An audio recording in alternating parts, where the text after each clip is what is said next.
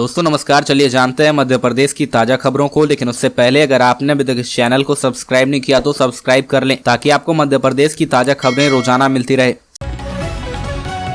सबसे पहली और बड़ी खबर, 12वीं के स्कूल टॉपर छात्रों को भी मिलेगी ई स्कूटी। मुख्यमंत्री शिवराज सिंह चौहान ने मध्य प्रदेश के हर हायर सेकेंडरी स्कूल में टॉपर छात्राओं के साथ छात्रों को भी ई स्कूटी देने की घोषणा की है। मंगलवार को भोपाल के रविंद्र भवन में उन्होंने कहा कि इस साल हम 12वीं के 78,000 बच्चों को लैपटॉप देंगे। हायर सेकेंडरी में जो बेटी स्कूल टॉपर होगी उसे स्कूटी दी जाएगी, लेकिन आज मैं सोच रहा हूँ कि अब बेटों को भी दे डालूं। हम यह तय करते हैं कि हायर सेकेंडरी के टॉपर छात्रों को भी ई स्कूटी दी जाएगी। साथ ही सीएम ने रविंद्र भवन में 10वीं और 12वीं के टॉपर्स और यूपीएससी के सिलेक्टेड मध्य प्रदेश के कैंडिडेट्स को सम्मानित किया। अगली खबर, गृह मंत्री को कॉल कर रोए कांग्रेस से निष्कासित जिला अध्यक्ष। डिंडौरी में कांग्रेस जिला अध्यक्ष पद से हटाए गए वीरेंद्र बिहारी शुक्ला ने गृह मंत्री नरोत्तम मिश्रा के सामने दुखड़ा रोया है। उन्होंने अपनी और अपने परिवार की जान को खतरा बताते हुए मदद मांगी है। मंगलवार सुबह मिश्रा से फोन पर बात करते हुए उन्होंने कहा कि पीसीसी चीफ कमलनाथ ने मेरा चरित्र हत्या किया है, मेरा पूरा परिवार खतरे में है, आपका सहयोग चाहिए। इस बातचीत के दौरान वह खूब रोए। इस बात की जानकारी खुद गृह मंत्री नरोत्तम मिश्रा ने भोपाल में मीडिया से चर्चा के दौरान दी।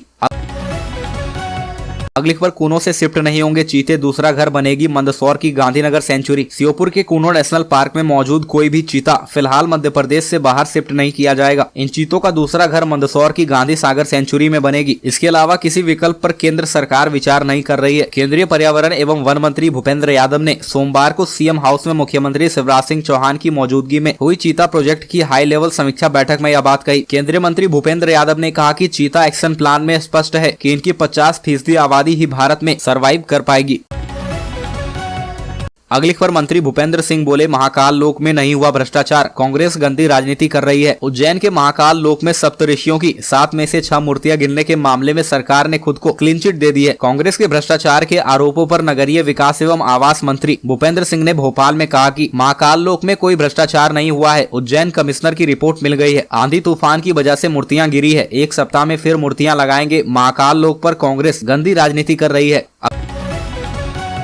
अगली खबर, ब्राह्मण समाज ने सीएम के नाम एडीएम को सौंपा ज्ञापन, आर्थिक कमजोर बच्चों को छात्रवृत्ति देने की मांग की। शिवराज मामा जी, छात्रवृत्ति मुझे क्यों नहीं, मैं ब्राह्मण हूं इसलिए। यह स्लोगन लिखी तख्तियां लेकर मंगलवार को सर्व ब्राह्मण समाज के बच्चे अपने परिजन के साथ कलेक्टर कार्यालय पहुंचे। यहाँ नारे लगाए, मेरे प्यारे शिवराज मामा, ब्राह्मण बच्चों को भूल न जाना। दरअसल ब्राह्मण समाज की ओर से आर्थिक रूप से कमजोर विद्यार्थियों को छात्रवृत्ति दिए जाने की मांग की जा रही है। इसे लेकर मंगलवार को काफी संख्या में समाजजन कलेक्टर कार्यालय पहुंचे और सीएम के नाम एडीएम एसएसएल सिंघाड़े को ज्ञापन सौंपा। ज्ञापन का वाचन समाज के डॉक्टर सूर्यकांत उर्फ आनंद दीक्षित ने किया।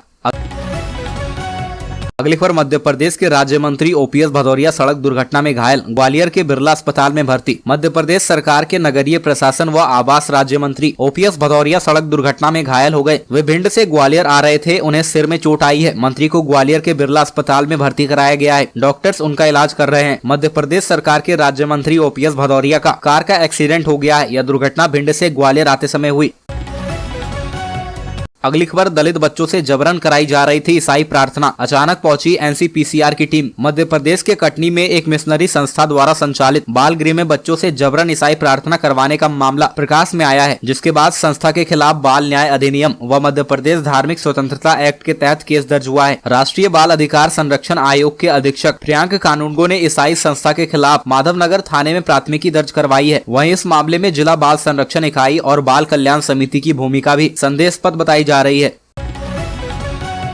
अगली खबर, जानवरों के हमले में मौत हो जाने पर मिलेंगे 8 लाख। मध्य प्रदेश में अब जंगली जानवरों के हमले में किसी व्यक्ति की मृत्यु होने पर उसे 8 लाख की क्षतिपूर्ति की राशि दी जाएगी। यह राशि अभी तक केवल 4 लाख थी, इसे दोगुना किया जा रहा है। वहीं मध्य प्रदेश स्टार्टअप नीति एवं क्रियान्वयन योजना 2022 में संशोधन करते हुए महिला निवेशक की जगह अनुसूचित जाति और जनजाति के उद्यमियों को 72 लाख रुपए की सहायता दिए जाने के प्रस्ताव पर भी मंत्रालय में कैबिनेट बैठक में प्रस्ताव पर चर्चा की गई। मुख्यमंत्री शिवराज सिंह चौहान की अध्यक्षता में मंत्रालय में हुई कैबिनेट की बैठक में कई प्रस्तावों पर चर्चा हुई।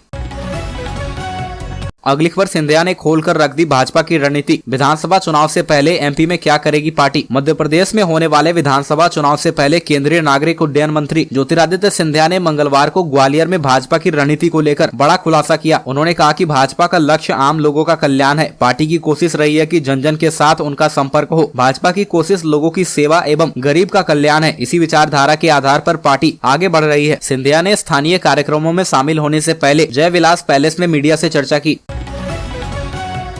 अगली खबर कर्नाटक में जीत के बाद हिंदुत्व के रंग में रंगी कांग्रेस। कर्नाटक में बड़ी जीत के बाद मध्य प्रदेश कांग्रेस में भी जोश का माहौल है और पार्टी खुलकर हिंदुत्व की पिच पर बैटिंग करने की प्लानिंग कर रही है। श्री राम और बजरंगबली जैसे बीजेपी के चुनावी जीत के फॉर्मूले को कांग्रेस मध्य प्रदेश में अपनाते हुए अब 230 विधानसभा सीटों पर सुंदरकांड, रामलीला और भगवत गीता का पाठ कराने जा रही है। कई जगहों पर तो कांग्रेस कार्यकर्ता बकायदा सुंदरकांड का पाठ करा रहे हैं और उन्हें देखकर किसी को भी इनके बीजेपी के लोग होने का धोखा हो सकता है। अब कांग्रेस कार्यालय में भी भगवा झंडे खूब नजर आ रहे हैं।